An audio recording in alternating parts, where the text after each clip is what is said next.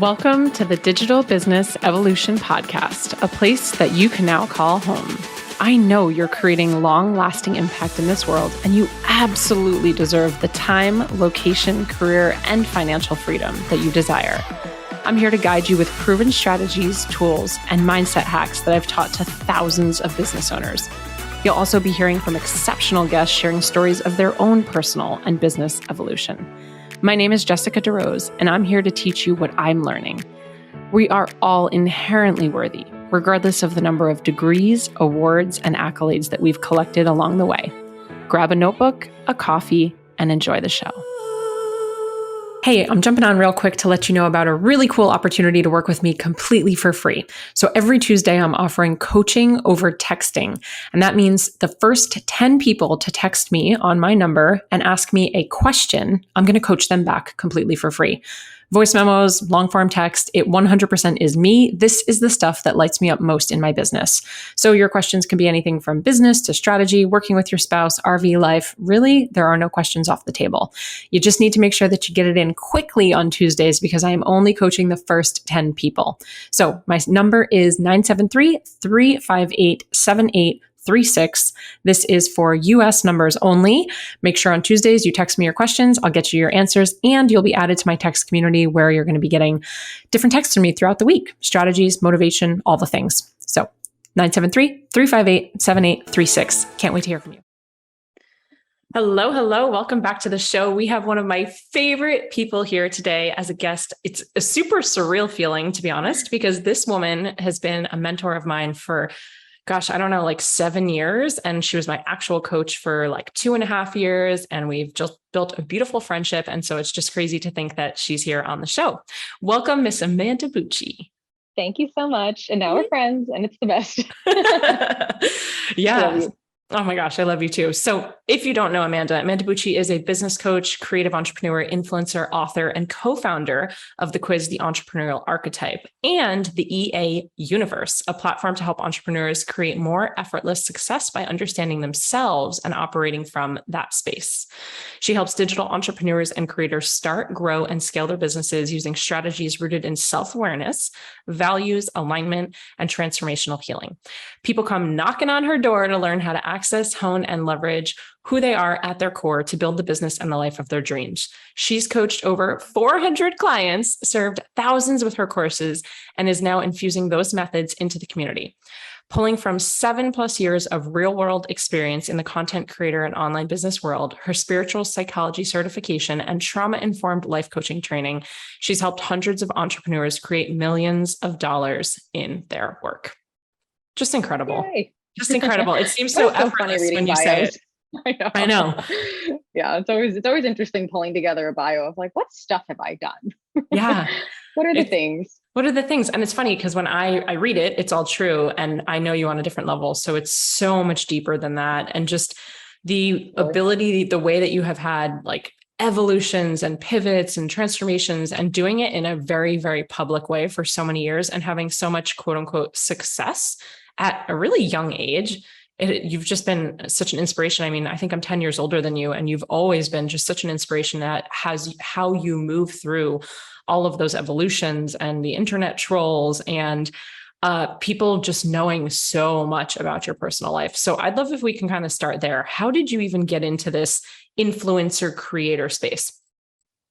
I got into it back before it was a thing to get into. So it was still 2014, 2015, and Instagram was still very like post pictures of your shitty food and like you could barely get a video up there and there were no stories. But I had a lot to say, and I was so excited to just have a space to share my journey. And as a person, I was in college doing fitness, and it wasn't what it was today, where there's so many spaces to connect with so many people, and there's like infinite Facebook groups and infinite programs to join. And it's so funny how easy it is to connect now, but back in the day, which was literally like 7-8 years ago, it's like, so the platforms and the culture changes so fast nowadays with social media. Back then I had a lot of things to say, and Instagram made it fairly easy to write stuff. And then I was like, I don't have as much room to write, so I'm going to start a YouTube channel. And as a young 20 something in my early 20s, I didn't have a relationship. I just moved across the country, so I didn't have tons of friends. And I was just really a blank slate person. I experienced myself as I like had a lot to grow, a lot to learn. And it, like social media was just this blank kind of playground to play on. And I was like, who am I? What do I have to say? What matters to me? What is this whole experience? And I experienced social media and business as this like vehicle to constantly meet myself and see where I feel whole and where I feel confused and where I feel unintegrated and where I feel messy and vulnerable. And I've just kind of taken that whole process and been like, all right, what do I do with all this information and stress? Do I just sit with it and like let it be bad? Or do I figure out how to process it and like how to get better? Because I know that that's possible. Yeah, it's so interesting that you sound, you had so much to say at such a young age back in 2014. And that's actually when I found you. I found you through bodybuilding.com, and we both went to URI. I know we were both at URI, so Rody Rams, but yeah, I found you through bodybuilding.com. And I just find it so interesting that you had so much to say, but you also had I don't want to say fearlessness, but you had the drive to say, I'm just going to share, when so many people are scared to share. They have imposter syndrome. They don't want to be judged. They don't want other people to see them. And, they don't really want to share how they actually feel. And I find even myself 10 years later, being in this business, there are moments where I'm like, do I actually want to say that? I mean, I know how I feel, but like, do I need to say that online? So how did you kind of overcome that? Or what did that path look like for you? Or was it always just easy to be yourself? Yeah, I think it's interesting. Like everyone has things that are easy for them, right? Like I think everyone comes into the world with different privileges and different traumas and different life experiences. So in just acknowledging my own lived experience and privilege, I didn't have tons of stuff that was traumatic or emotionally distressing enough to kind of have me close off and feel like I would just be totally judged for just existing. What I did have was deeply rooted people pleasing and fears of saying the wrong thing that would hurt someone or be polarizing or make someone not like me. So what that created was like, I felt fairly free to be myself because that's kind of how I grew up. And I had like a lot to say and it was fairly easy to share, but there was a lot of other stuff that I didn't feel like I could say that was vulnerable or challenging or maybe a little judgmental or mean or whatever, where some people, everyone has their own little versions of what that is for them. Like, what are the things that are just so natural that are like, this is just the perfect thing for me because it's so easy for me. But I think that's kind of where we can figure out like, what are our most natural gifts and like, what are the elements of those gifts and like the shadows and the layers that we still get to grow through that aren't as easy and that aren't as challenging. And I think that's the best thing about social media is like watching someone who something seems really easy for. And it's like, all right, that's a pillar and a mentor and a teacher for like that kind of embodiment. Like, that's so cool. I'm excited to learn about that. It's less easy for me, but it's really easy for them. And I've had so many people in my life where I'm like, wow, it's really easy for you to just like not care what other people think about you and not worry about this and that. And wow, I really get to learn from that. And a lot of that wasn't super easy for me. So there's definitely a level of like, I didn't have tons of rejection trauma or betrayal stuff or stuff where I was judged by authority figures of like, that's too much, that's wrong, that's not enough. Cause I was always a good girl. I was always like within the realm of people thinking how I behaved or what I said was fairly agreeable. So I was like, that was my experience, but various other things came up along the way. And now as a person that has done a lot of healing work on that, kind of like what you said, I can be more discerning and more clear with like things that feel familiar and I feel really confident about. And I feel like I've studied a lot, have a lot of experience in, super easy to share. Yeah. And then there's plenty of stuff that I'm like, I don't know if that's necessary. I don't know if social media is the place to share this. And eventually I'm just really discerning now with like what I say and where I say it and when I say it, because I'm just really aware of kind of like the relationship between me and my audience is just really close now. So I'm like, I get kind of what will happen depending on what I say. That process of discernment for you, is that an actual moment where you're sort of slowing down and you're asking yourself these questions, or have you gotten so good at it because you practice it so often that it's pretty quick? It's definitely for a while there, I think I not overshared, but like I didn't have a lot of fear even before I got haters and people that didn't like me. I was very kind of free with what I shared. And over time, I was like, okay, if I share this type of thing, that might happen. And a lot of that information was like good and important. I think it's really important that social media influencers and coaches and people that have platforms be open and available to receive criticism and feedback, because it's not Yeah. all them all the time. It's not always like, well, they're just projecting or they're just Sure. mean. Like sometimes it's actually helpful and sometimes you have a blind spot and you're missing something. Yeah. So I think that kind of back and forth is important. But over time, I just learned like, all right, if I do these things and I don't think about a part of it, or I don't consider how people might receive this or experience this, then I'm probably going to get feedback or pushback that I'm not totally aware of. Yeah. Now I feel like, all right, if I have a blind spot or I'm not like totally confident about what I say, there's like, I will feel a little shaky about it. And in turn, someone's going to find a hole in my argument, or someone's going to Yeah. say something that I'll have to kind of sit with. So I think that it's definitely been a practice of just realizing like how many nuances live within anything you say. And Yeah. everyone's going to have something to say about it. But I think my practice for myself has been, okay, like what's the intention behind me saying this? Does saying this help a lot of people? Will some people misinterpret this? Probably. Is it still like the ROI for both me and other people worth it to say? Mm. Usually yes. Go back 15 seconds and write down those 4 questions again, because those right there are like perfect content prompts or like journal prompts. So Mhm. I can hear I can hear an eye roll from some of the audience members right now that are listening.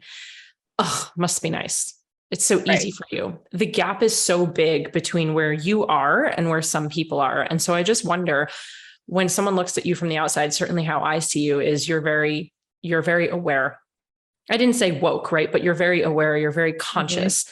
Were you always conscious? Were you always this aware? When did your curiosity for all of this peak? And when did you really start to kind of dive into more of learning yourself and knowing yourself? Yeah. Yeah, I definitely was not always this way. It was I went through what I kind of call my spiritual awakening or personal development awakening or whatever you want to call it, only like 4 years ago at this point. It was in 2017 or 2018. It really wasn't too long ago. And I would say I always had a curiosity about myself and the world and people, but I didn't look at, okay, like what is happening in my life and what am I not seeing inside of myself so I can actually make changes about it. I was very victim to my own circumstances, didn't understand psychology or didn't understand how my system worked. And I will again acknowledge my privilege, and I've had a lot of resources and tools and support systems, and I'm friends with all coaches and so many people that have been supportive of my journey. But again, I think that's like the helpful thing about social media is I feel like I went on a rocket ship journey and I went through so many things in a really short period of time. And I was Yeah. just the way that it helps me the most to learn something is to become a student of it. So I'm like, if I can understand how something works, I can solve my problems so much more quickly, and I Yeah. can help other people solve their problems so much more quickly. So I'm going to learn about how the nervous system works. I'm going to learn about spirituality. I'm going to learn about consciousness and human experience and psychology and somatic stuff. And I just got really, really interested in it. And I took Yeah. various certifications and stuff. But there were so many moments, even just 2 years ago, where I was like, all right, I'm learning a lot of things, but I still don't feel like I know shit. Like I feel like I'm a baby and I feel like I have some of the pieces, but they don't all make sense together. And I remember just being at the beginning stages of that journey and being like, there's so much to learn. And I feel like I know stuff, but I really also feel like I'm still at the very beginning stages of something. Yeah. And same thing with business. It's like, there's so much to learn. And when you learn about, like, I remember when I learned about sales, I was like, I feel like I'll never ever have money problems again. Like this is so helpful. Like, thank God I know how to communicate with someone and exchange value and then do that whole thing. Like, that's really useful for life. Yeah. And then I was like, there's still so much to learn and there's so much to unpack. And even now the kind of cultural thread in the coaching industry is like, okay, make sure that your marketing is ethical and make sure that it's trauma informed and make sure that it's this. And it's like, okay, another thing to learn.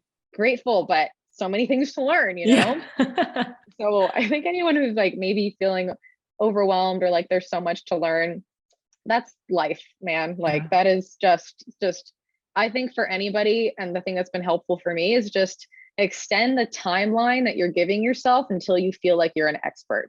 I think that people, like the way that social media is set up, it's really challenging to feel like you're a leader and an authority, but you don't know stuff and Yeah. you're not an expert at it yet. And I think people try to bridge that gap between when they're a student and when they're an expert really, really quickly. And even I've felt that pressure in the past of like, well, if I'm learning this and I'm trying to share it, but I'm not totally like nailing it yet, like, is that totally okay to do? But also I feel like it's important and it's helping me and it's helping other people. And what's that line? Yeah. Like, just always own the fact that you're always going to be a student at the end of the day and get more comfortable with just letting yourself be in the learning process. You're like, I'm still learning stuff. I don't know everything. And that in and of itself makes you more trustworthy. Yeah. It makes you more trustworthy as a creator, as a leader, as a coach to be like, yeah, that's something I'm still learning. Or I learned that from my mentor like 3 weeks ago and I'll share it with you. I'm not an expert at it yet, but it seems like it'd be helpful to you right now or something like that. So that's definitely one of them, is let yourself be a student and then extend how long you expect yourself to become like the master at something. Yeah. I think most people are like 3 to 6 months, but it's like 4 years, 5 years, 10 years, Sure. over and over, lots of repetition. I don't know what that book is called, maybe The Outliers of the 10,000 hours thing. Oh, It's yeah, like, yeah.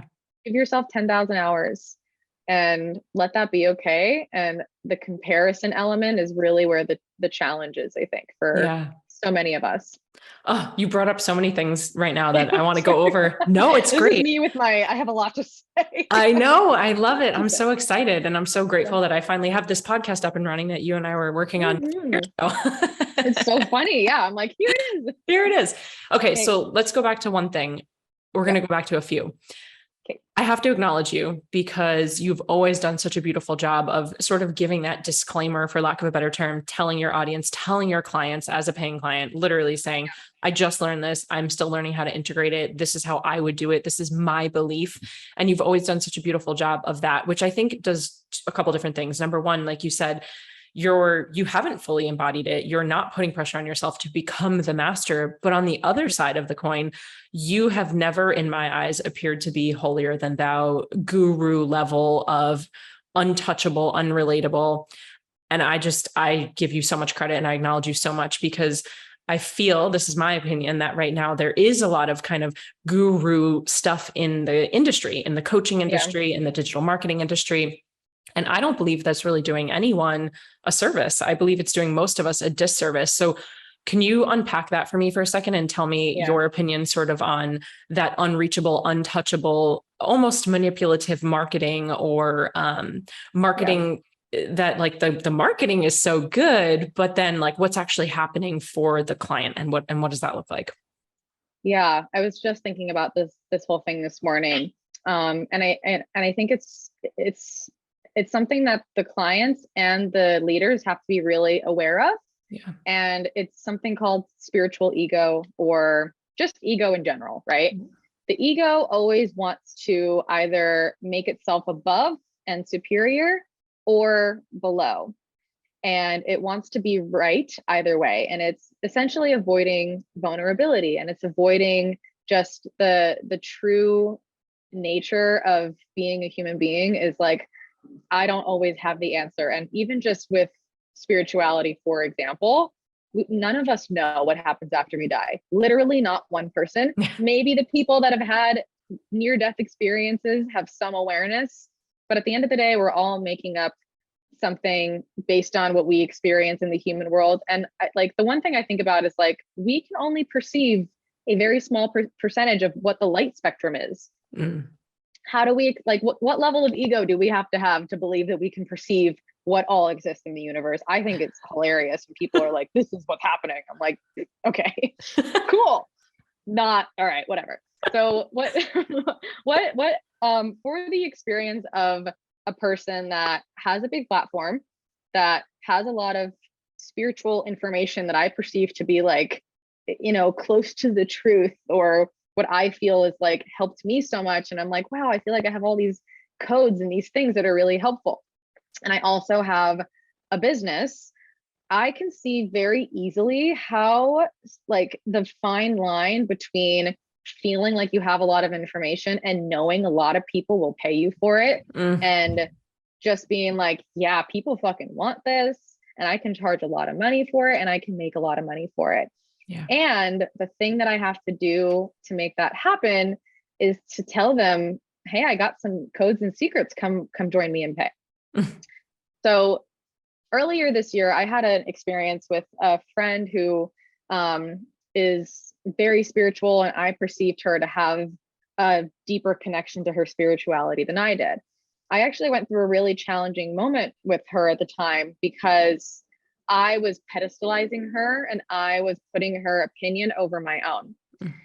And there was a conversation that we had where she told me that she thought something that I was doing was out of my own intuition. So she basically was using her intuition to say that mine was wrong. I went through a pretty bad spiral as a result of it. And this is a person, I've done a lot of my own work. I'm thinking about these things really regularly. I support other people in doing it, but none of us are, we can all fall into these things over time, right? Yeah. So in that power dynamic of me pedestalizing her and her allowing herself to be pedestalized by me, harm was done to me. I experienced harm. So in that, I had to unravel, like, number one, I put that person's opinion over my own. And number two, they told me that my experience was wrong and theirs was right. The truth is, we're having two totally different experiences, and my intuition is what my experience is, and theirs is a whole different thing. And we weren't able to come together about it. Yeah. So similar to the business space and the things that we're kind of seeing happen now is like, wow, I can blend money and love and business and marketing together to make a lot of money. And people really want it because they want answers, and they don't trust themselves and they don't trust their own intuitions. And we're all on a journey to figure out how we can trust ourselves more, right?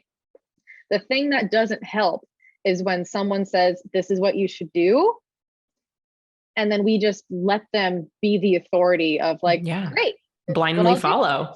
They have the answers and I don't have the answers, and they have more money than me, so they must have more answers than I do. Yeah. And if we allow ourselves to be in that dynamic, obviously the person in the position of power has more of the responsibility, because that is how the power dynamic is set up, right? Yeah. Like the person that has more money, more status, more power, more privilege is in that position of power. So anyone who is in a position of power, you with your clients, me with a following, you with a following, we all have like a level of responsibility to be aware that if we tell people, hey, I know information you don't, and you have to pay me for it, and I'm going to tell you, and what you think is wrong. And if we kind of play into that, like they're less than, we're better than, it can create a lot of harm. Yeah. Because it disconnects people from their own intuition. So I think something that the people that are maybe learning that the hard way, or the people that are like already seeing that and they're like, I don't want that. What I think the more healthy or less harmful way to do that is remembering that we're all human beings. And just because I have more experience or more money or more information does not mean that I know your life better than you do. I don't know your trauma better than you do. I don't know your intuition better than you do. I got information and I have education and I have experience, and I can share that with you. But as a good coach or as a socially responsible leader, I'm always working to say, and apply this information to your life. Does this track for you? Does this align with you? Does this resonate with you? Does it land for you? If it doesn't, your brain might work differently than mine, or your life might have different circumstances that mine does. Yeah. And you know you best. Yeah. And we always have to be in that like minimizing or making sure that yes, we have more power, but like let's take ourselves off pedestals Yeah. and let's put ourselves back down into like, not that we're less than, but just that we're not better than. Yeah. And I think that that's one of the most healing things that we can do as a collective of coaches and people that care about that. It's one of the things that I love about you most. It's honestly, like when you meet Amanda Bucci in person, she's exactly who she is on a podcast or on social media. And I know from working with you for over 2 years, you have a beautiful ability to help reframe and sort of reset a neutral ground for yourself, for your business, for your clients, for their businesses. And that neutrality has been huge. And I appreciate you sharing what you went through earlier this year, because I know, last year I went through some pretty deep spiritual yuckiness as well. And actually reached out to you as a friend because I was so in so much pain. I was hurting so much and I was so confused. There was so much anger and resentment and frustration. And I didn't know how to redirect it or how I could use that kind of stale, stagnant, angry energy for good. And you said something to me, which I've quoted you a million times. And you said, how would it feel? What would it look like if rather than being anti-chocolate, you were just pro vanilla, or it might've been the vice versa. But like, instead of being anti-vanilla, how can you be pro chocolate? Meaning, I think a lot of people, I know because I'm in conversations with so many clients and audience members right now that are very frustrated, that are very angry, that are very resentful of seeing things on the internet that they don't like. And so our default, I feel, goes to, okay, let me attack, let me push back, let me say what someone else is doing wrong, being that sort of anti-vanilla. Justice. Yeah. But you were like, no. How can you just be pro chocolate? How can you say what you stand for? How do you say who you stand for? And how can you be that person? And like a true thought leader essentially teaches people how to think. And it's their opportunity to come back if they want to learn. And so that shift was not easy for me at all because there was so much pain. And so I had the opportunity to work through a lot of that pain. What would you say to someone listening right now who's like, yes, oh my God, I know I hate this stuff that's going on. I'm so angry. Like, I just want to say all the things. Or maybe I have actually posted some things to not tear other people's businesses down, but like I've done the finger pointing of what I don't like. Are there some tips or tricks that you would say to this person listening to sort of reset, come to the neutral and learn how to be maybe more pro the flavor that they like?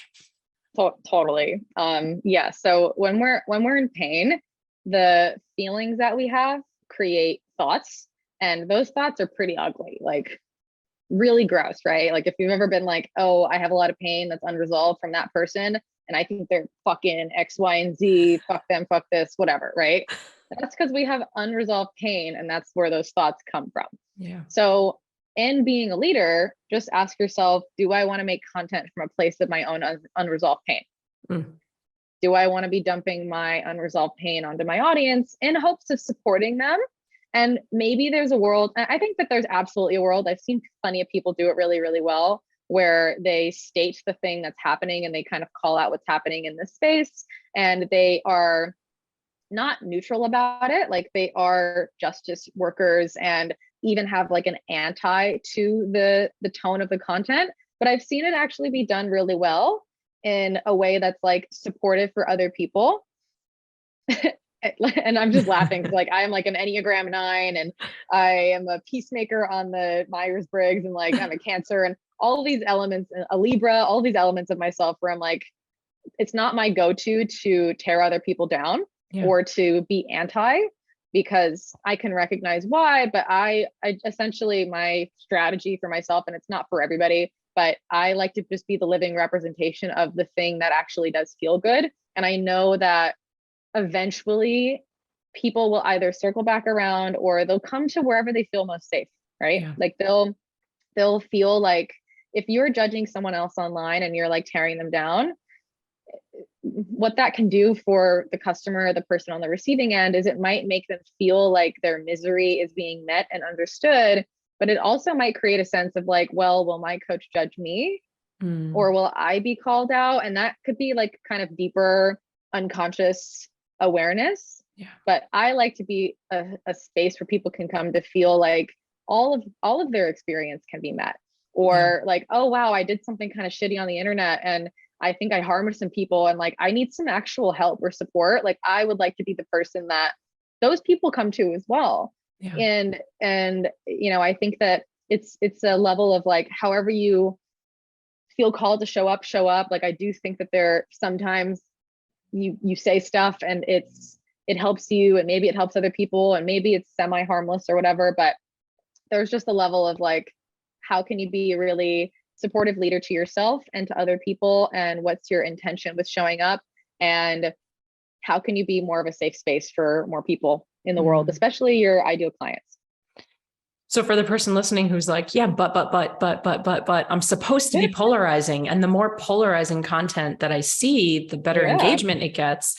How do you sort of draw the line? Because I know of accounts like this as well, who are they stand so strong in their opinion. They're not tearing anyone's business down, but they are saying, this is what I see, this is what I don't like.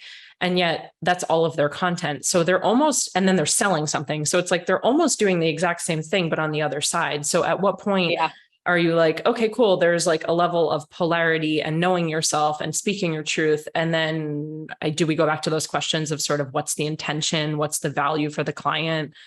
Yeah. It's like, my question to you would be, is that all you want to represent? Is that how you want to be remembered? Yeah. Do you want to be remembered for being anti X, Y, and Z, and people come to you because they feel validated in their anger as well? And you're serving a bunch of really angry people with unresolved emotions, and it's okay. And also, can you say other things? And I think that what maybe is happening psychologically or emotionally or whatever is like, I get a lot of engagement and that helps maybe me feel safe or me feel stable in my business. And like, that's really helpful because we're all living in capitalism and we all need to keep making more money to survive. And like that kind of primal driver is there for literally everybody, no matter how much money you're making. So it's like, okay, this is going up, clicks are going up, and I have to just navigate this. And I can't even tell you how much money I've left on the table. And again, coming from a place of privilege, I'm okay. Not everybody's okay, stable financially, like, okay. I've left so much money on the table of just being like, I could say plenty of shit, but I don't personally want to be remembered for the person that's saying a bunch of shit in that way. I want to say the things that matter to me from a place of not just positivity and not just invalidating emotions, and not like, I want all emotions to feel safe in this space. And I want all parts of people to be like, oh, I can come here and I can be this weird part of myself, or I can be this shitty part of myself, but I feel expanded and in a positive way. And I don't feel like a part of me is contracting. So for your audience, it's just like, just consider how, like, if you're looking at your own feed and it's everything is anti everything, how do you feel? Do you feel good about that? Do you feel like maybe it's making a positive impact, but are you ignoring a part of you that's like, I don't feel like I'm being accurately represented. I don't feel like I'm accurately representing myself and what I do value and what does matter to me. I just want my unresolved pain to be resolved now. And you can do that. You can do that in different ways. What's coming up for me is the word significance. And we were in a mastermind about 2 weeks ago, and our mentor, James, at one point, it was like the biggest takeaway for the whole week for me. And it was very simple. He said, you get to sit and ask yourself this question of, are you truly in it for the impact, like most of us say, or are you in it for the significance? And there's like this really thin line between impact and significance. It's super thin. And I know for me, it's been an unraveling for, I don't know, the last 6-7 years of, awards, recognition, accolades. I'm sure you can resonate with some of it in fitness, right? And achievements and the numbers and they the all business. have little differences. Yeah, like the magazine covers and the spreads and the this and the that. And I'm like, oh, that's so interesting. Yeah, no, those things were definitely rooted in significance. And I've been unpacking that for years. I'm not fixed. I'm not done. I think the journey is just ongoing. But it is really interesting when you can start to recognize in yourself, like, wait a minute, hold on. If I say this, why am I saying it? Where's it coming from? And what am I really hoping to get out of it? And if it really is for the impact, then like, does it need to be said? And I don't really think so. So I'd love to shift gears here for a second. You mentioned something earlier about there's so much to learn. And it's like, okay, we have to learn sales and we get to learn marketing and then copyright and all these things. And then trauma informed. And now we're talking about diversity and inclusion. And right, there's so many layers. So knowing that there's so many layers and all these different sort of departments that we get to learn and start to grow in, how do you help coach someone, or what would you say to someone when they're struggling or wanting to learn self-trust? Like, you have to learn all these things and trust yourself. So how do you approach business or help a client approach business, teaching them how to become their own, best advocate or intuitive guide and have that trust while still checking all the boxes? Yeah, that's such a great question. Such a great question. So when it comes to business, for example, just the way that you laid it out is like there's various departments and lots of boxes to check. When we feel like the overwhelm of all of that, whatever our emotional experience is of I have to do business and I have to do it this way, we have our patterns will start to reveal themselves, right?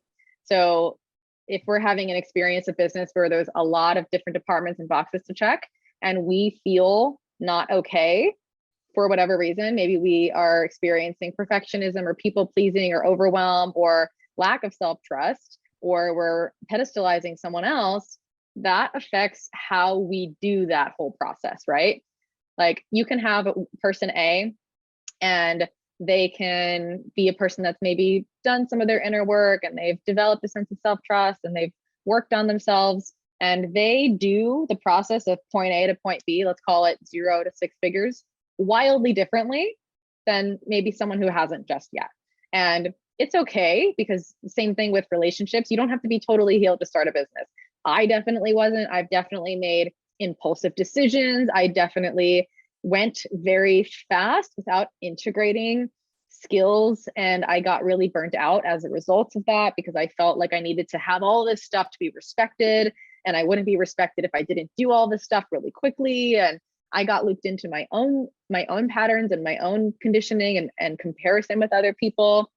So I've had plenty of business experiences that were directly impacted by my relationship with myself that were negative.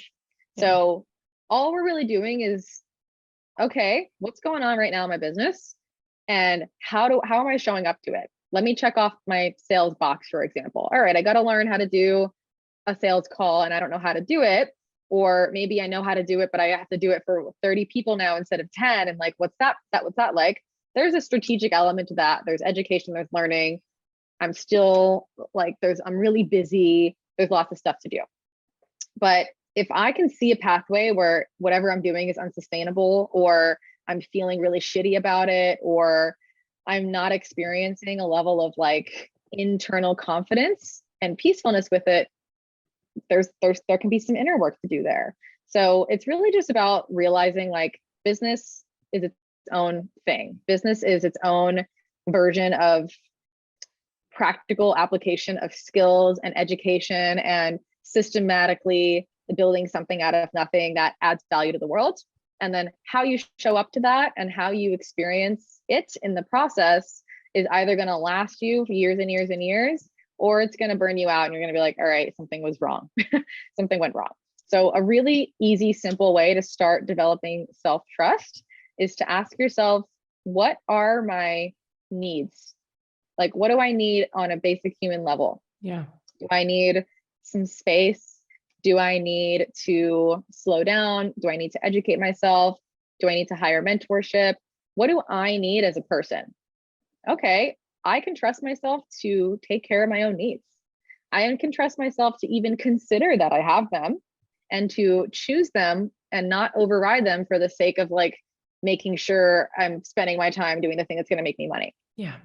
Very simple, small shift in just the way that you show up to your day and your business and your life of, can I make sure that I'm actively doing this in a way where I can end my day and be like, wow, I did a good job for me. I took care of me. I got me. And I can do this whole business thing without ignoring myself in the process. Is this like a level of self-care? Yeah, it's like, it's self-care on a really deep level. Yeah. So self-care is not just the bubble baths. Seeing all the Instagram posts. Self-care is not just bubble baths, and it's obviously not. Yeah. But let's just say you are working from 8 a.m. to 6 p.m. and you're not giving yourself any break. Do you trust yourself? Probably not, right? Maybe you trust yourself to like get shit done, but you don't trust yourself to take care of yourself. Yeah. You don't trust yourself to honor your bandwidth and capacity. Your nervous system doesn't trust you to keep creating safe experiences for yourself. You don't trust yourself to create something sustainable. You don't trust yourself to let yourself be seen and expand your capacity because you are so strapped right here. Right. Yeah. So it's a level of like, maybe like I'm taking care of my physical needs, but my emotional needs, my energetic needs, my desires, the things that I want in life. Am I considering the fact that I want freedom and I want money? Am I building a business that provides me both of those things? Or am I just going down the money pathway and forgetting about this whole other part of myself that matters? Yeah. Right. So that's the level of like, yeah, it's self-care, but it's really like self-honoring on like every single level possible. Like, can I honor my whole experience? Yeah. But Amanda, you don't get it. You don't get it. I have to do more. I have to make more. It has to be bigger. I've doubled the business every single year. I very, very clearly remember this conversation that I had with you a couple of years ago where we were talking about that. Well, no, but I think a lot of people that with myself. Exactly. And I think a lot of people have where it's like, but who am I if I don't continue to grow it? I have to get more followers. I have to make more sales. The revenue has gone up every single year. What would it look like? It's scary. I can't keep it the same, or worse, what if it's less? And I remember having this conversation with you when we were going to be turning off one of our income streams intentionally so that we could hit the road in the RV and work less than we normally had, which was an intention. And so we shut off this faucet of income, but I was given the opportunity to do some deep work around that, because going back to the impact or significance, and still making things mean things about me and still working through the process of importance and validation through accolades, awards, money, it was really difficult to kind of be okay with, I might not make as much this year, or, oh my gosh, it's going to be the first year we don't double our income.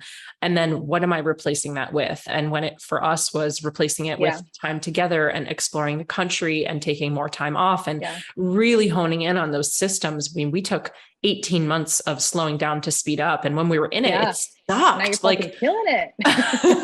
And it worked. But the slowing down, and I know you've done it multiple times to build out EA Universe, to write your book, to pivot. And like that slowing down is really hard for the ego to take a step back and really work.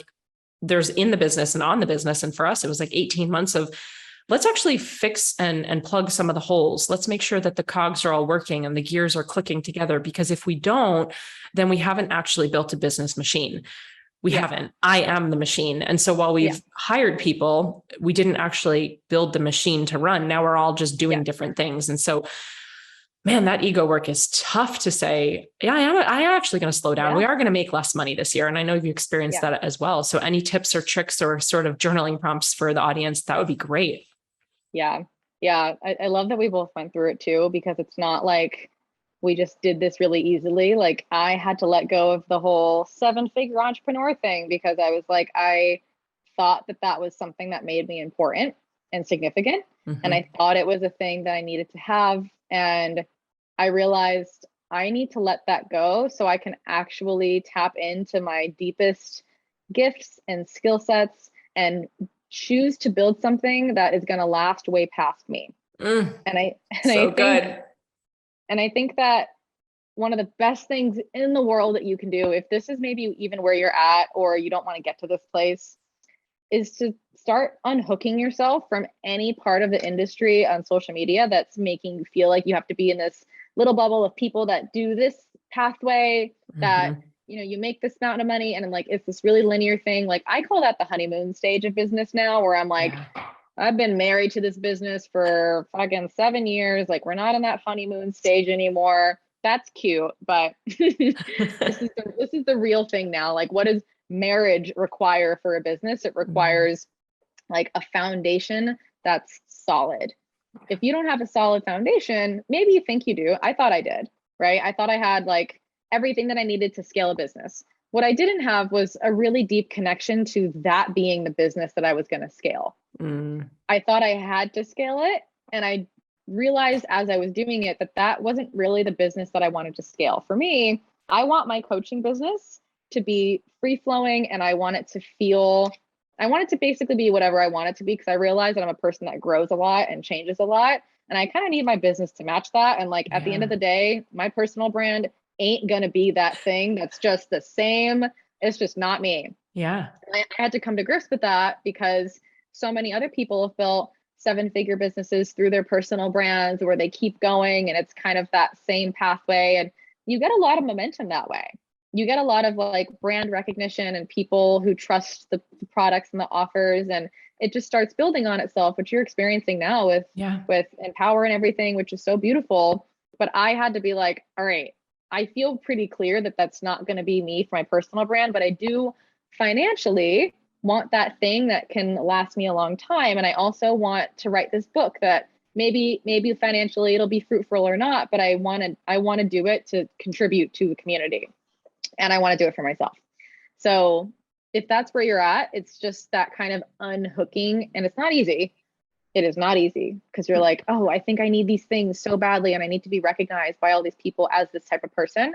Yeah. But it's so powerful. And anybody who's built more than one business, or who has been in business for more than 5 to 7 years, I think that you and I are just kind of coming up on that, like, oh, we're mature business owners now, and we're in this kind of community.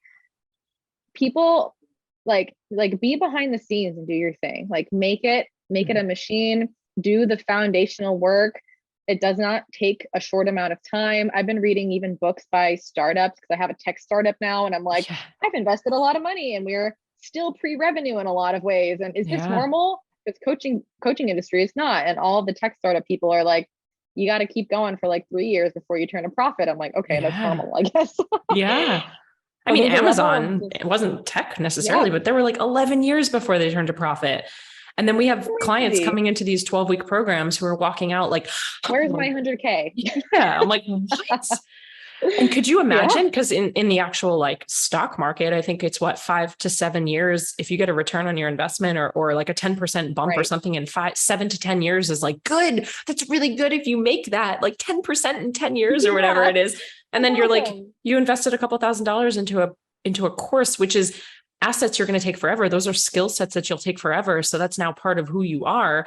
And you're pissed when you haven't, made your investment back in 12 weeks. That's just, really unrealistic expectation. Absolutely. Yeah. Question about community makes the expectations what it is, right? Yes.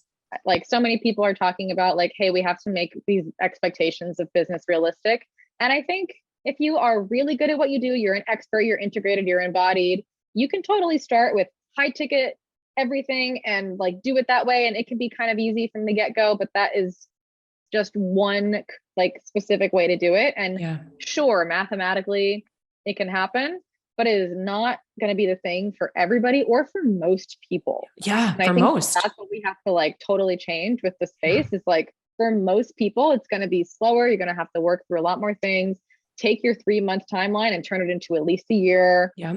Like let yourself be in the process of it. And I think that, writing a book and realizing like, this is not your quick Instagram post that gets likes. Nope. It is a 2-year thing where I get no validation at all from anybody, except when I tell them about it and they're like, it's awesome. I'm like, great. But that's all I got about it. But I'm like, I just am hammering and editing and putting in weekends, and I hope people read it and it's going to be great. But fuck, like it was a lesson in humility and like just kind of realism of, if you want something to be really good and impactful and last you a long time, it does not take a short amount of time. No, it was literally years ago when you showed me the rough outline of what you thought you were going to be writing. Yeah. 3 years.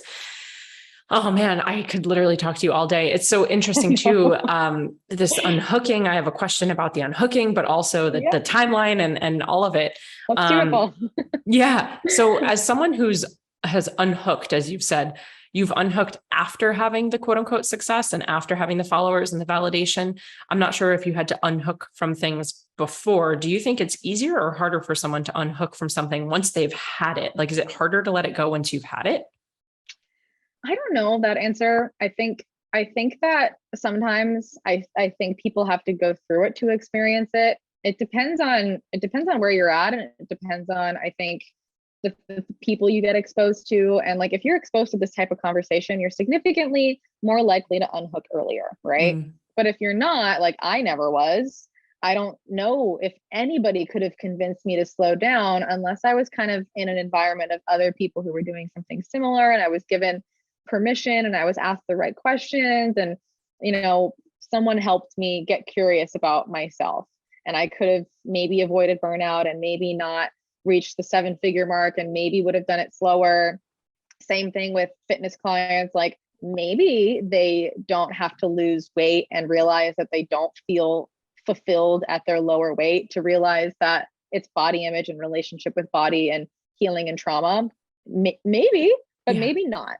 So I think that it more so depends on the people you surround yourself with.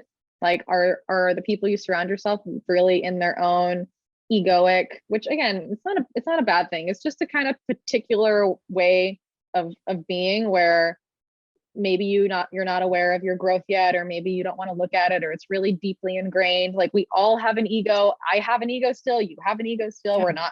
We're not above anybody. Oh. It's more of like, man, we all have this ego. What do we do about it? And like, it wants to be right. It wants to be seen. It wants to be recognized.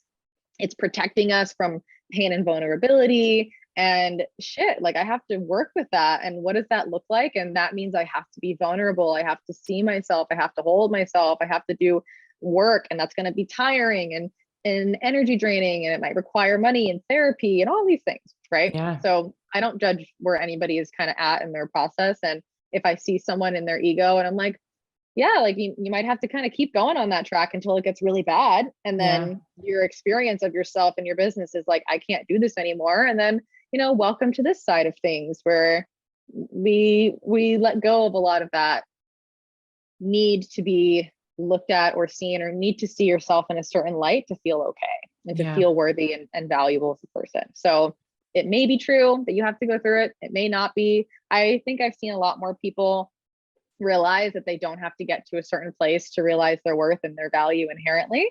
So I think that it's trending in the right direction. Yeah.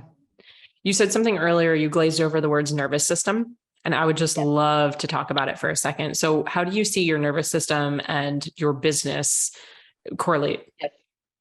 So the nervous system is the system inside of your body that has you experience emotions and interacts with its outside environment to let you know what level of threat is present in your world.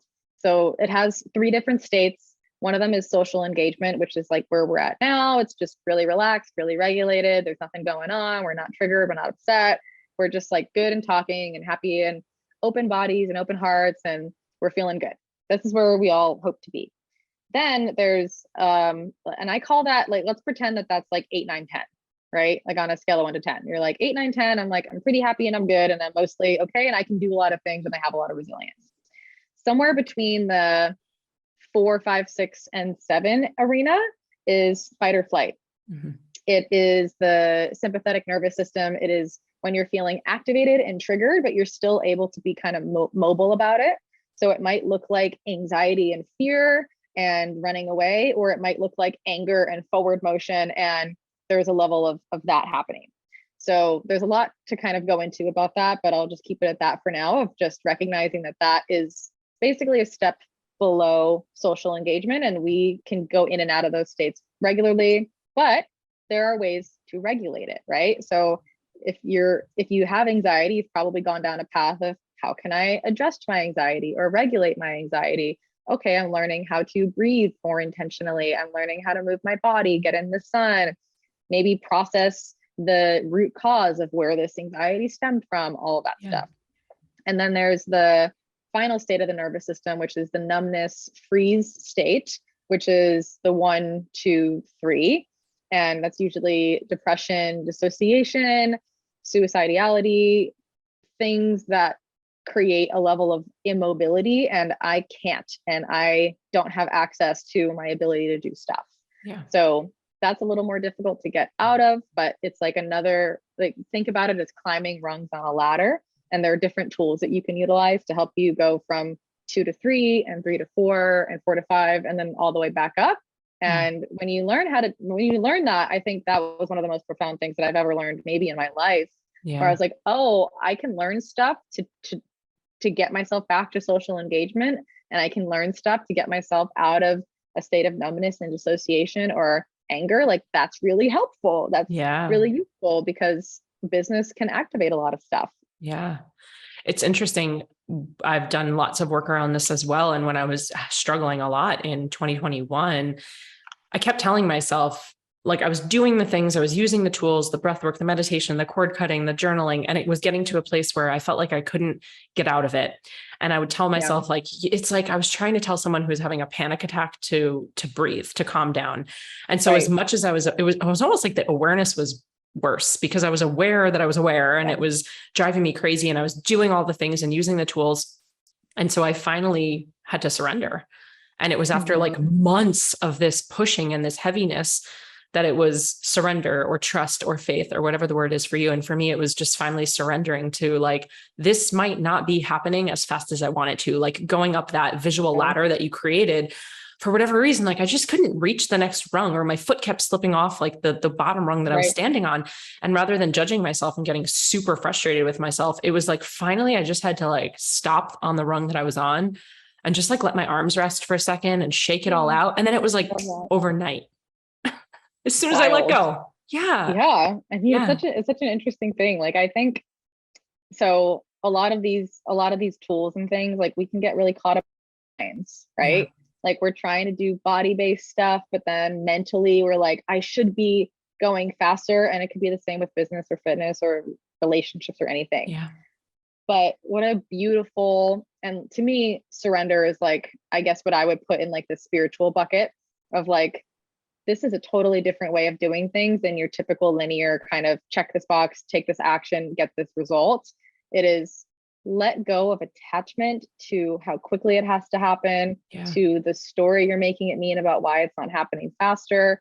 And just like, we literally talked about this at the beginning of the podcast, like, just remember you're not in control. Yep. And if you don't have a connection to faith, that can feel scary to be like, I'm out of control. Who is in control? And that's a whole journey in and of itself. But remember that feeling or that energy, whether or not you believe in God or not, it's love. Yeah. Love catches you. Love, when you love yourself and when you embody the energy of love, or when you remember like beyond everything else, it's love. You can be like, oh, maybe that is true. And maybe I can surrender, and maybe I will be okay. And maybe I will be loved, and maybe I can love myself.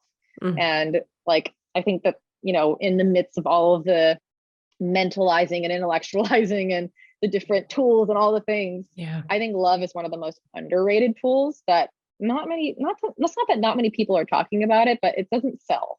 It's not like, here's how to love more. It's like, well, I want more tools to help me get my anxiety regulated. I'm like, well, like, how can you be more loving to yourself right now? And it just kind of fucking cuts the ego. And it's like, oh, yeah. Oh, got it. Yeah. We don't need anything else on the to-do list. Oh my gosh. I could literally talk to you all day. I have so many questions I want to ask. I want to be mindful of your time. I know we will. I want to be mindful of your time, but also I want to make sure everybody knows this incredible container that you have right now, because as someone who literally worked with you for over 2 years, I cannot just stress the importance of this work. And this is not like the argument between feminine and masculine. This is not, your containers are not just like manifest your way there. The work that you do with people is so deep, and you never, ever, ever give unsolicited advice, which I think is huge when you're on the path to healing. So can you tell our audience what Business is Personal is all about?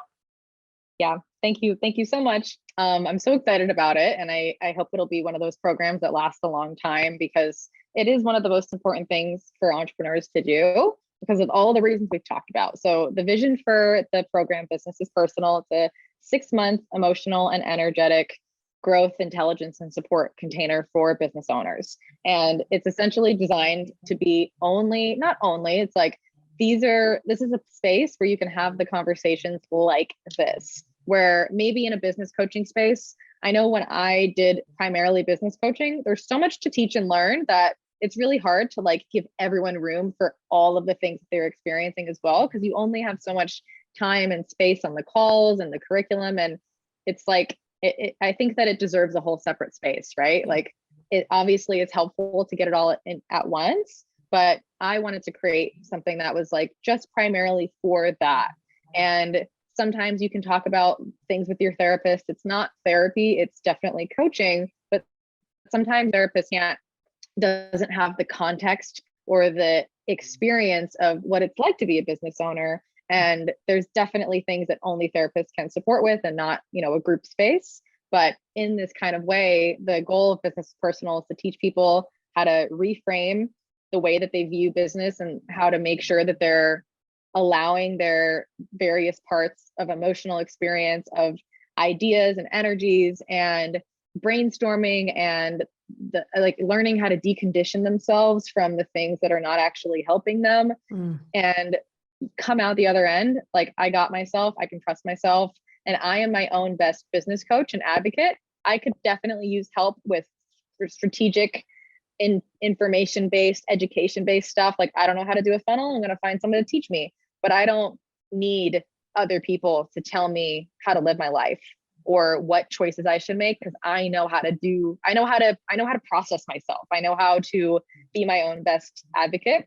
Yeah. And that's really the goal of it. So it's group coaching calls, a Voxer space. There's multiple workshops and the whole kind of thing.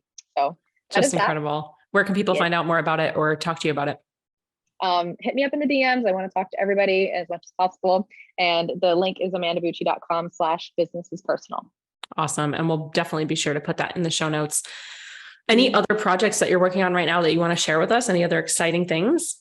Yes. The entrepreneurial archetype quiz is thriving. It's really, we've been working on a platform for entrepreneurs to get education at a really accessible level, which is really exciting. So there's self-awareness and understanding your entrepreneurial archetype, along with educational resources that make sense for who you are. So the same kind of conversation. It's $50 a month. I'll give you the link for that too.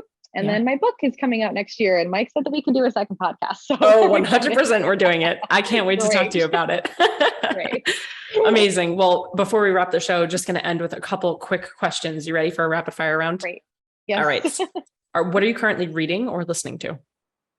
I am currently reading, I forgot the name of the book, but it's like a fiction book about fairies. Ooh, that doesn't surprise me in the slightest bit. I know John and Mike have a love for that other fairy book that they both read. Yeah.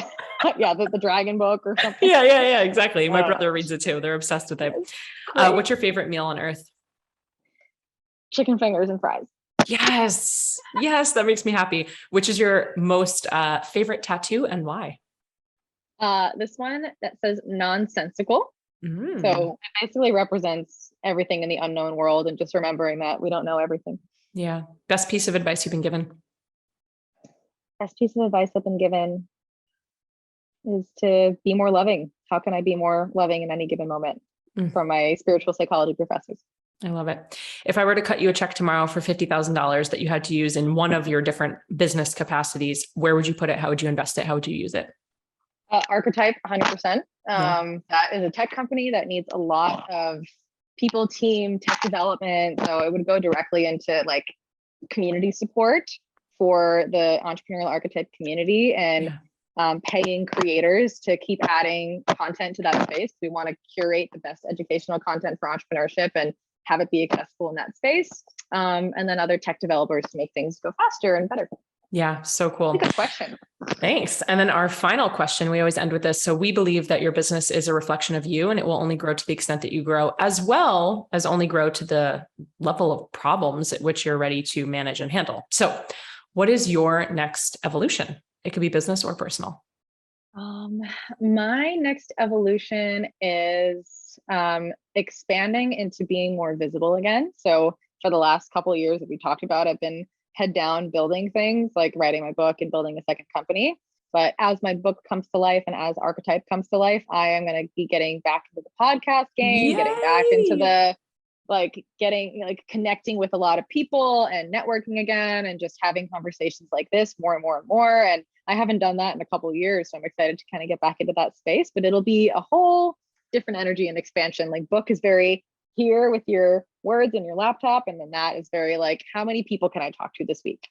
Yeah. Oh, I'm so excited to watch it all unfold. And we always support everything you do. So, man, Amanda, thank you so much for being on. If you loved this episode, as always, please take a screenshot of the episode, tag Amanda at Amanda Bucci and me at I am Jessica DeRose. Let us know what your biggest takeaways were or what you were loving, those mic drop moments. That is the best gift we can give back to Amanda. And as always, cheers to your evolution. Thank you so much for tuning in. If you loved this episode, I invite you to be a part of our ripple effect and share it with a friend. And please, if you feel called, take 30 seconds to leave a 5-star review, and I'll be forever grateful. Until next time, cheers to your evolution.